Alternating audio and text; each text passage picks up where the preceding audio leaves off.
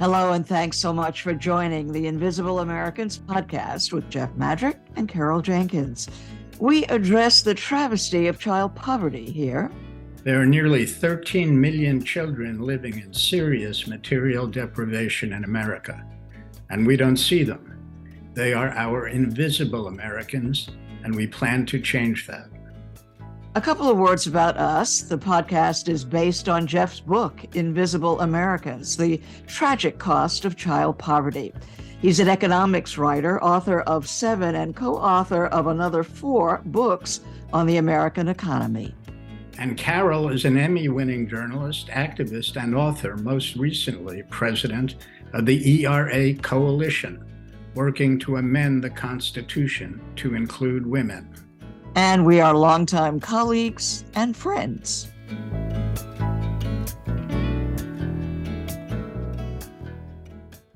When it comes to thinking about child poverty, we sometimes forget the many ways children are impacted.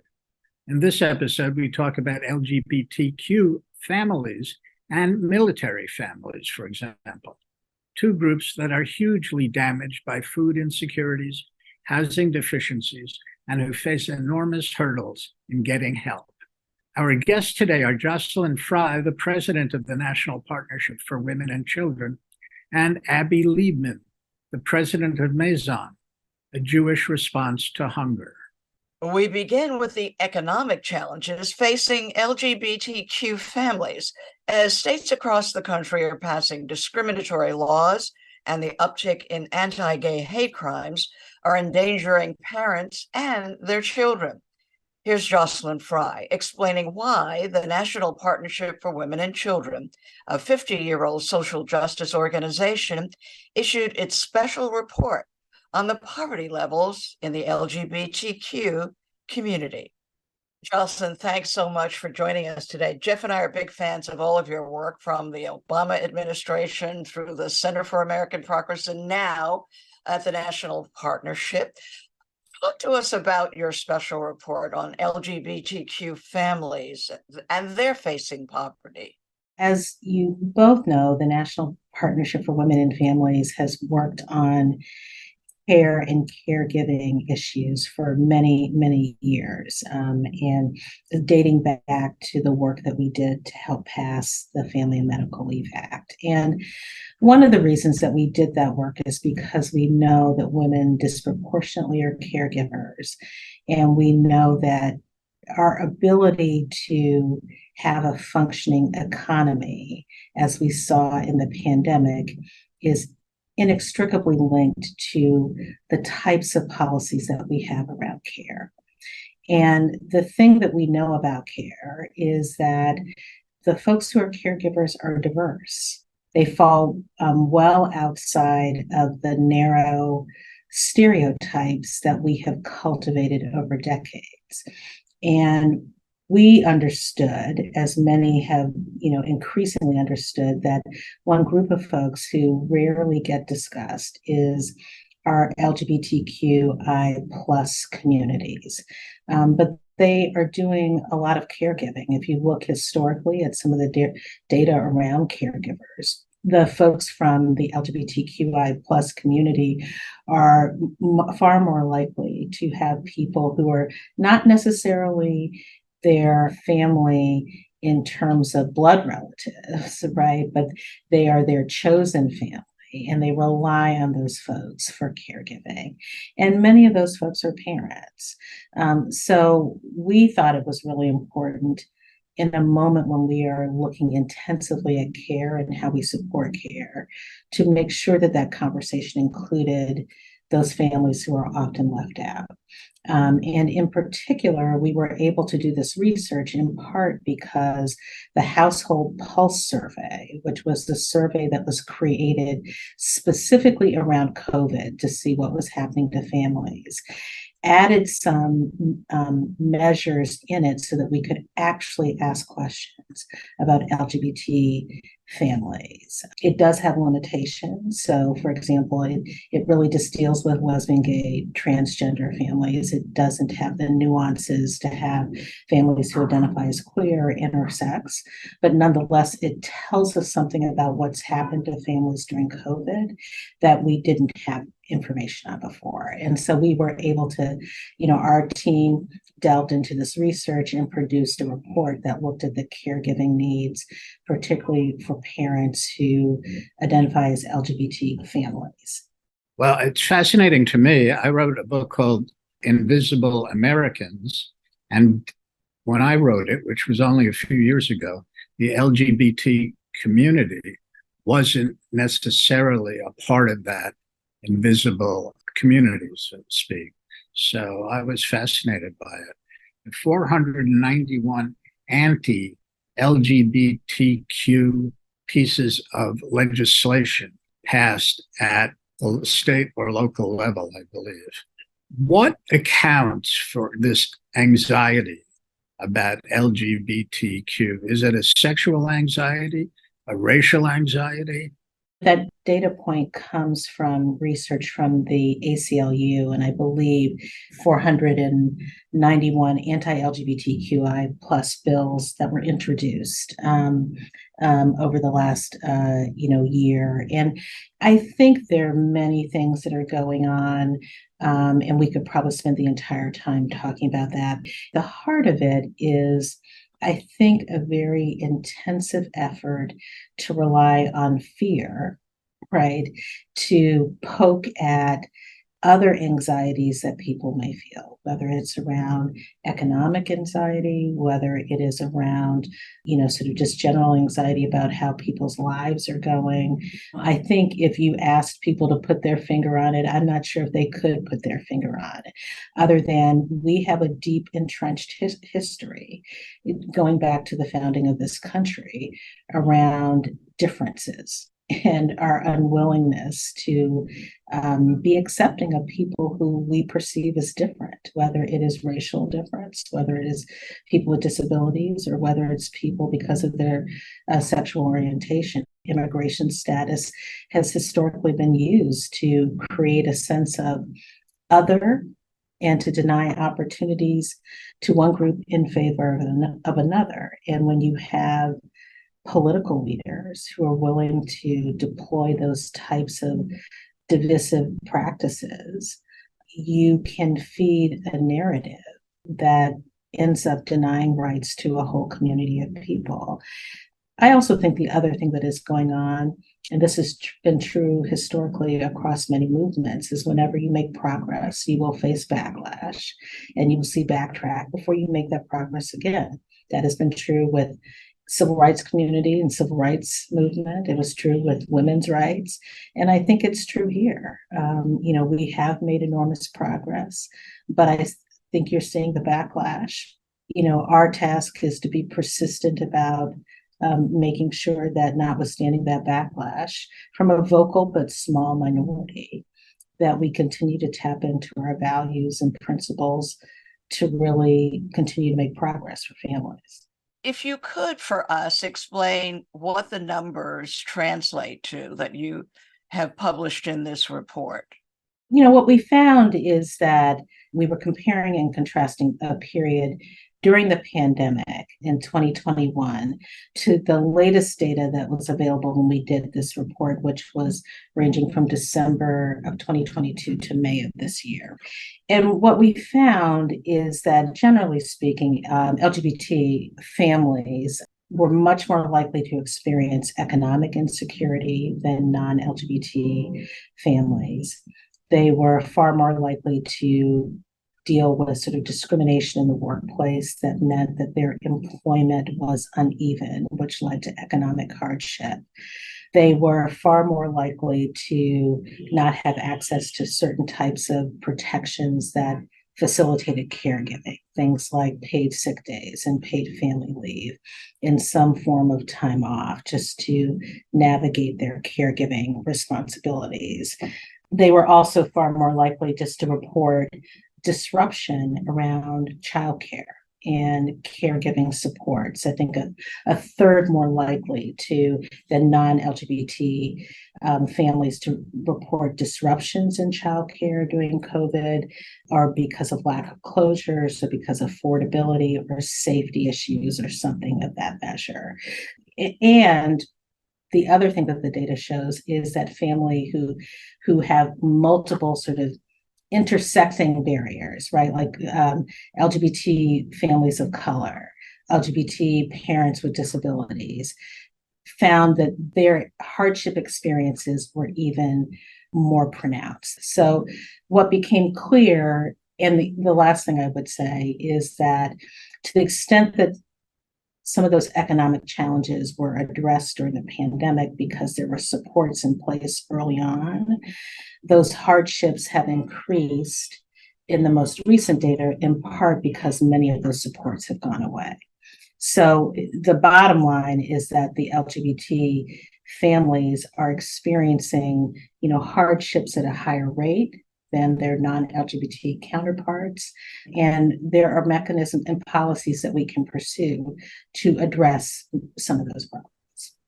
You made a point in the research I read that they received the child tax credit that was adopted at the federal level in 2021 at a much lower rate.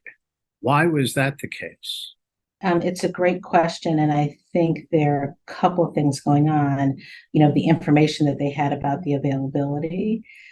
Some of it may be a reluctance to actually seek out the support, in part because many families are worried that their families will be disrupted or something. Some of the disruption that just comes from higher rates of discrimination that sometimes families are encountering.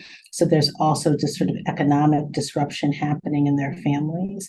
I think all of those things factor in to, sort of lower rates of accessing supports that may be available. And I think we can't discount the fact that just a lot of families in an environment where they encounter discrimination and bias in a variety of different settings, that they may be reluctant to seek out support because they're not sure if they're actually going to be treated fairly and so forth.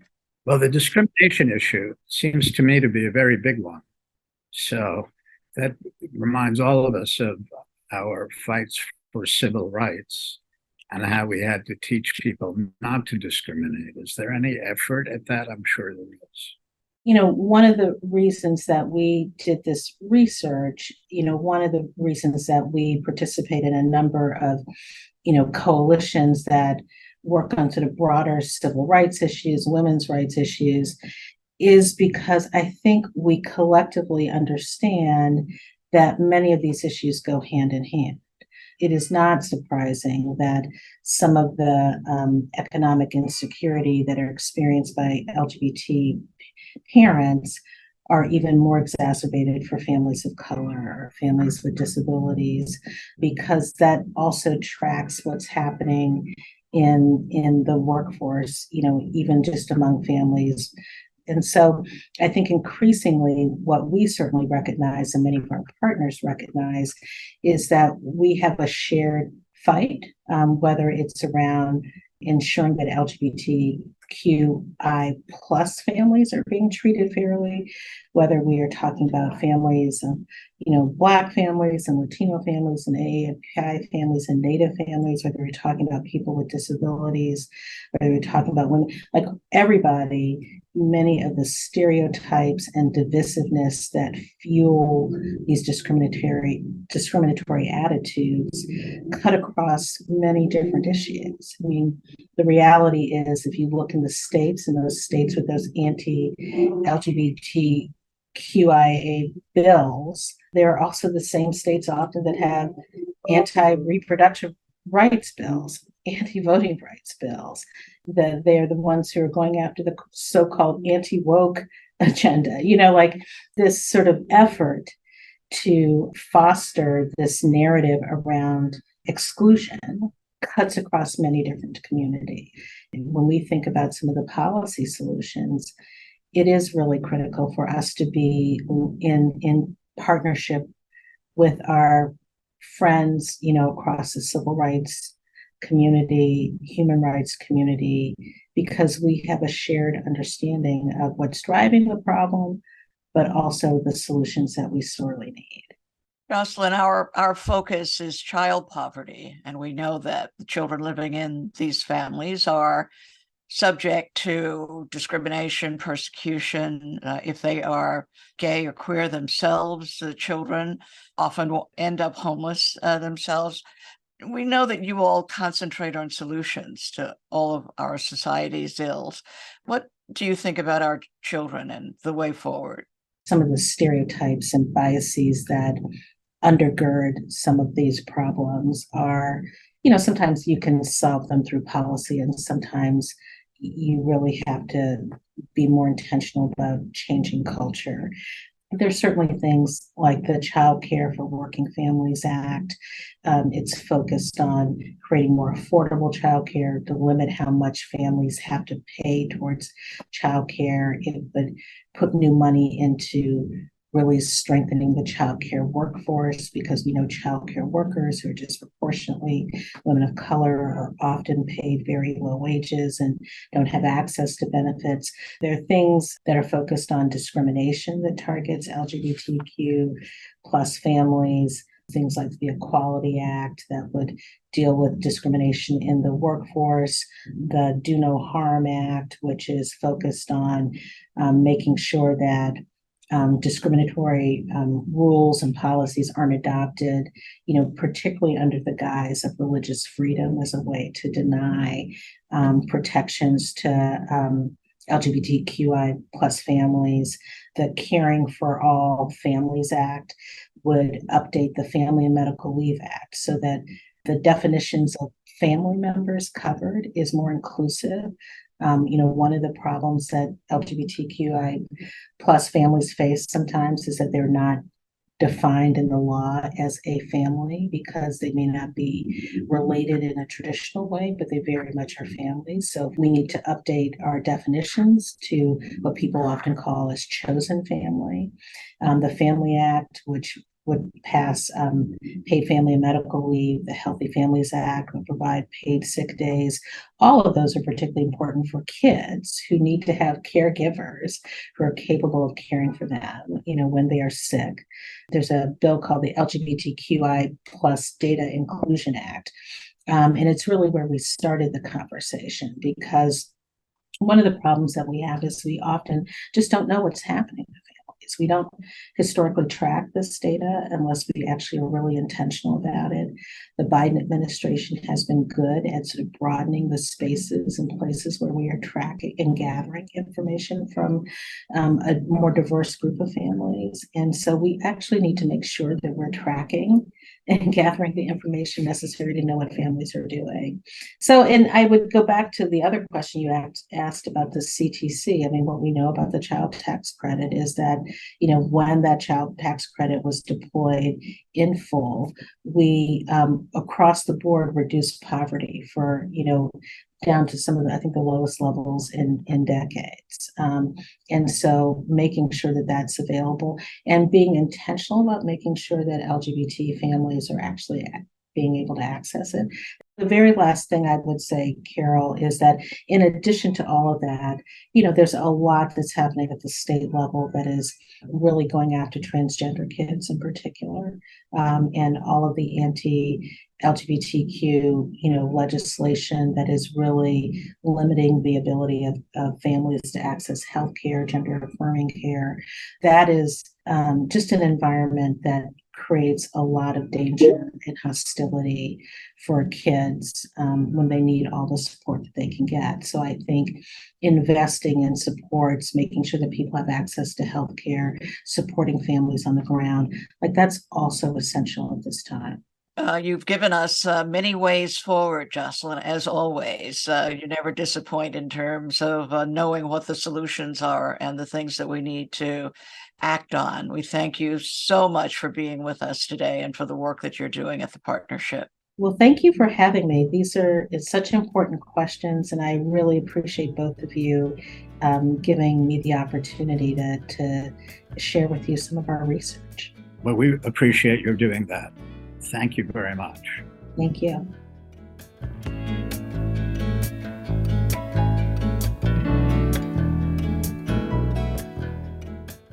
Mazon, a Jewish response to hunger, is a 40-year-old organization with a big portfolio that includes ending food insecurity for LGBTQ older adults, Native Americans, single mothers, veterans, and military families.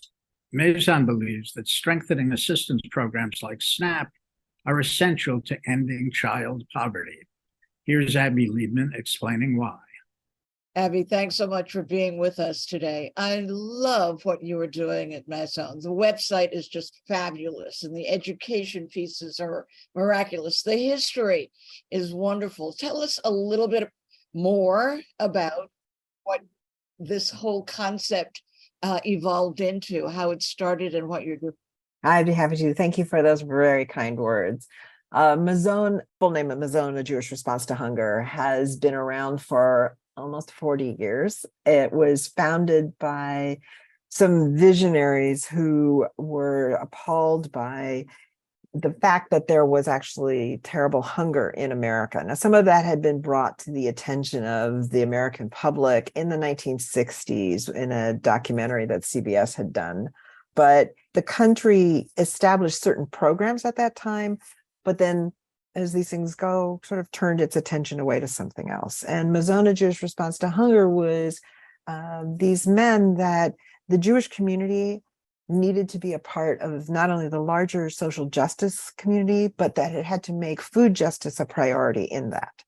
And the work of Mazon has always been about that big picture, visionary policy change thinking. We are created and run with the intention of working to end hunger and its causes. And we have no illusions that this will take time, but we understand that unless you get started, then you are doomed to fail. So the work that we do is about identifying where there are challenges or barriers or even opportunities where we could increase food security in America. And right now, there are about 35 to 38 million Americans who are food insecure, which essentially means that they do not know where their next meal is going to come from. And our work is about saying why, and then saying, well, here's what you could do differently. And in recent years, probably for the last decade, 12, 15 years, something like that, Mazon has looked at those parts of America where the specific concerns of the populations that are food insecure are not being addressed adequately. That is, a one-size-fits-all approach is a great foundation, but it will not move the ball forward for many populations. So we focus on these, what we think of as our vulnerable populations. And those right now include currently serving military families, single mothers, veterans, LGBTQ seniors, the peoples of Puerto Rico and the other territories, and tribal nations and other indigenous people. Well, I am a little bit stunned that military families have hunger problems. I couldn't have imagined it until I read the research you all have done. How did you discover it? Because it seemed like the military was trying to hide it. When I first arrived at Mazon, the week after I started work here in 2011, is the big national anti-hunger policy conference in Washington, D.C. And while at that conference, I could see that there was a session about military and veteran hunger. So we went to that session. And on the panel, all of the panelists were discussing hunger among veterans. And there was a man in the room, introduced himself, Dave Rainey, who is the head of the Alabama Food Bank, and said, we have an issue with currently serving military families because they cannot get access to SNAP, which is what we call the food stamp program in America. And he said there's this weird glitch in the law that keeps them from being able to access this, despite being income eligible. And the panel had no good answer for him. First of all, they didn't really understand what he was talking about. I followed him out into the hall after the session. I said, can you tell me more about what you're talking about? And he explained to me that military members get a basic allowance for housing. And that allowance is typically set at what the median rent, or usually it's rent or mortgage payments, would be in that surrounding community. Members who live on base don't need that allowance, but there is a huge waiting list to get on base housing. And for military members who are parts of families, usually the head of household, right? This allowance doesn't cover the kind of housing that they're going to need for their families, but it is an important resource for them. It is counted as income for purposes of determining whether you're income eligible for SNAP, despite the fact that it is not treated as income by the IRS or other federal agencies. So if you include the BAH in an income calculation, currently serving members of the military are not eligible for SNAP. If you take it out, literally tens of thousands of them are. So this has been a problem. If you know, base pay for people that are low level enlisted is essentially poverty level wages for families of 4 in the United States. So because military pay really was never conceived of as being the income for a family. These things were set when the idea was that you had young men graduating from high school and didn't know what to do with themselves, and they enlisted in the military. Well, I wanted to ask you how this housing exclusion developed. What was the source of that? So it truly is a glitch in the law. Under the code that governs the USDA's food stamp program, there's a long list of things that are excluded from the income calculation for purposes of determining your income eligibility. And the BAH is not listed there. The what language of that statute says, if it's not listed here, it's income. So we have spent, I want to tell you, I looked at this when I first learned about it and I said, it's so easy. I'm a lawyer by training and experience. And I thought, not then, we can get this fixed. There we are 12 years later, still trying to get it fixed.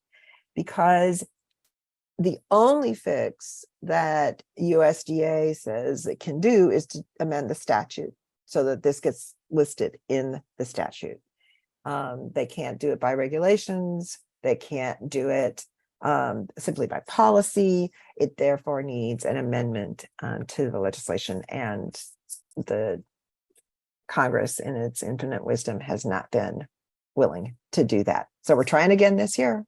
So we will see. So glad you're working on that, Abby, as well as 80% of the families that are headed by a single parent are women, and over 40% of them are, food insecure. Talk to us a little bit about how you fix that. You have a lot on your plate. This is a fabulous portfolio that you've created.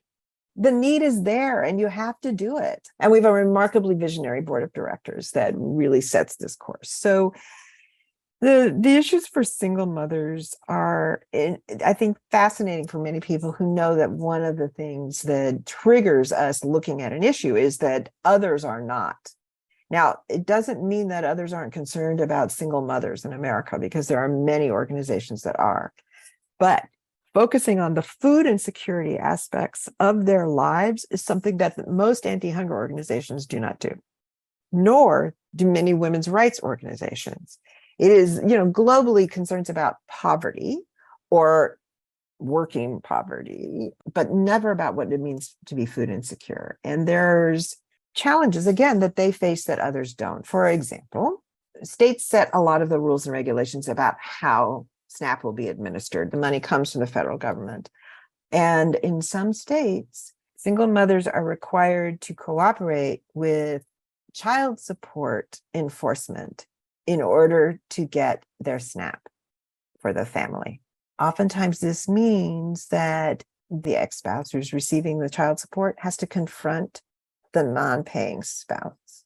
And some states have an exception for circumstances in which there has been a court order around domestic violence, but not all of them. And the idea that in order to get food for your family, you have to first go pursue somebody who's probably in an adversarial relationship with you seems abhorrent to the whole purpose of what the food stamp program is supposed to be.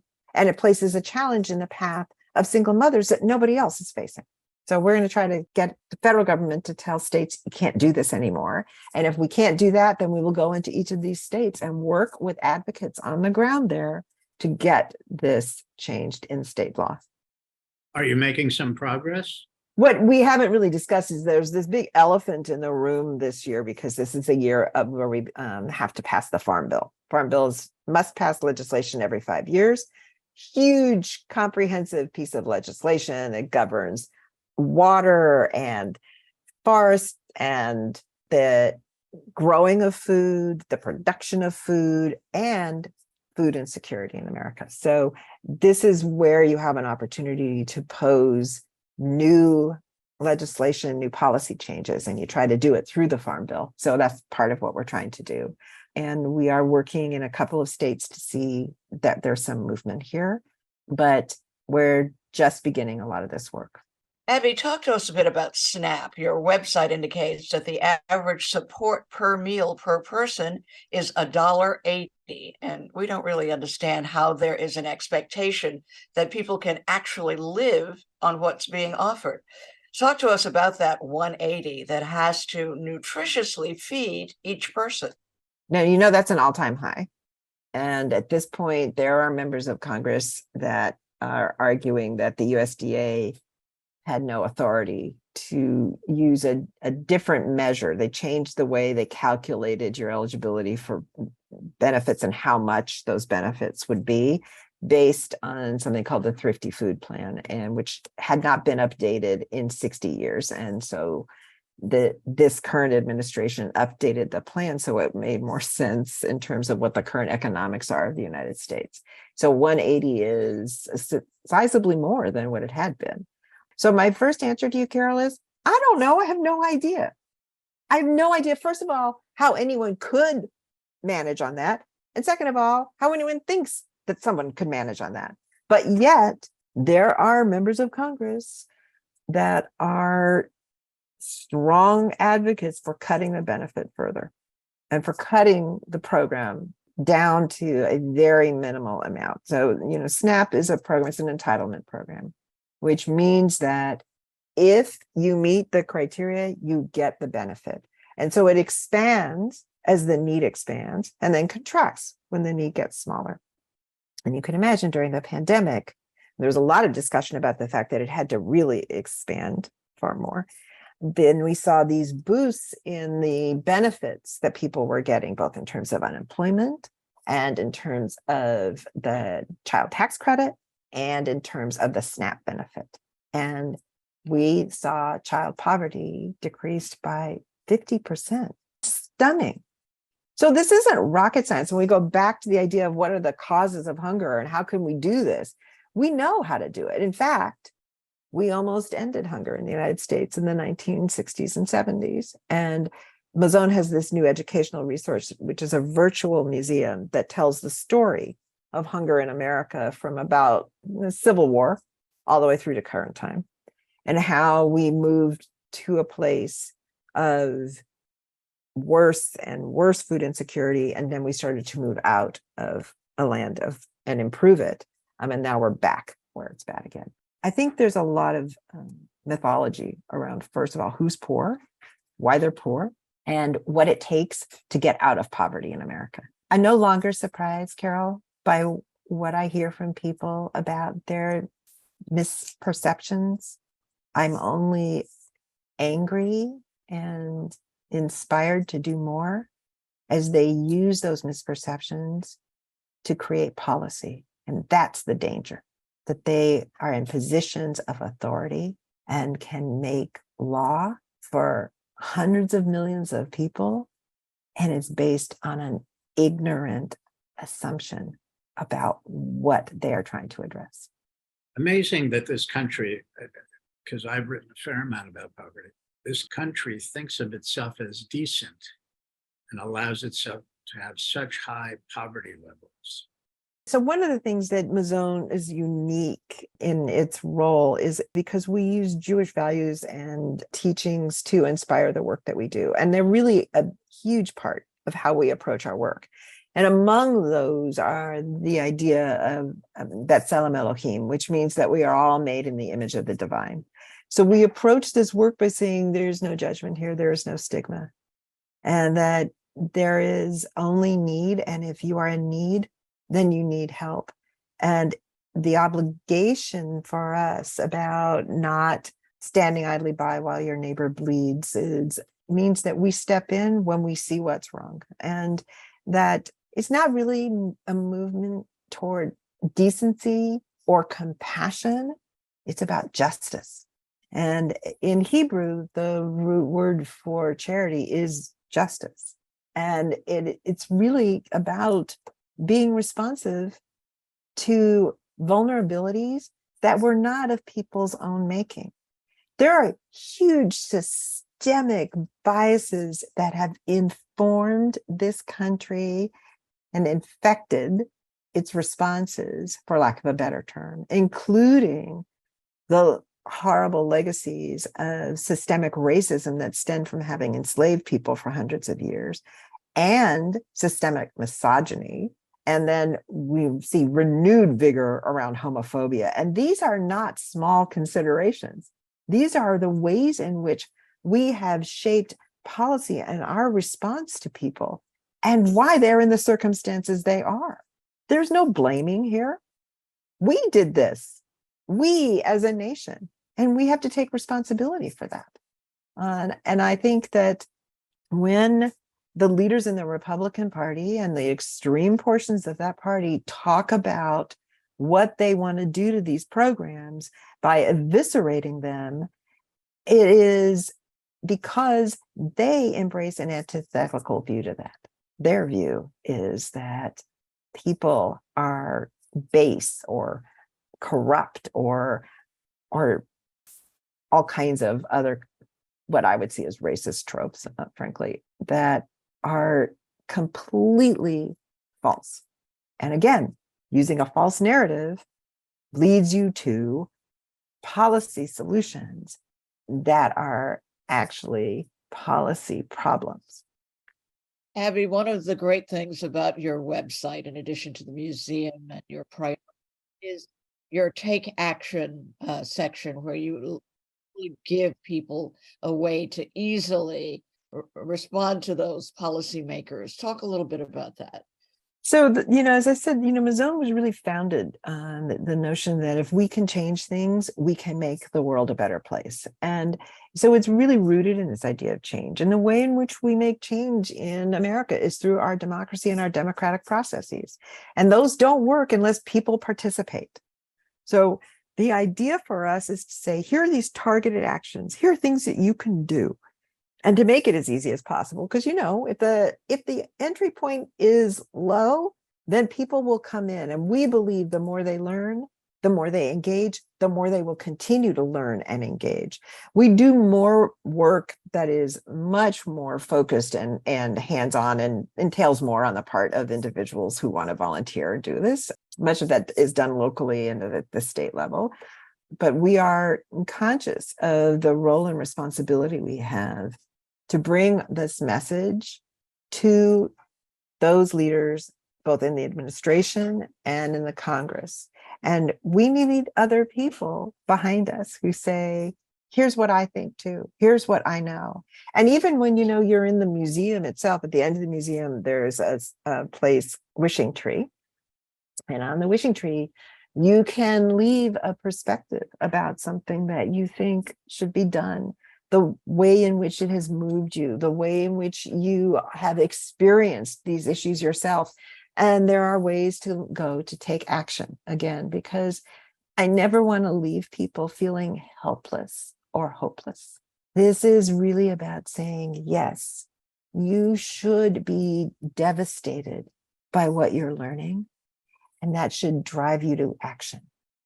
Because when we can work together, we actually really can move this country forward to, I think, Jeff, where you were alluding to, this place where our ideals tell us we are supposed to be. And that's the essence of what that take action is supposed to be. Abby, thank you so much for the work you do and for being very, very illuminating. Thank you for having me. Thanks so much for joining us.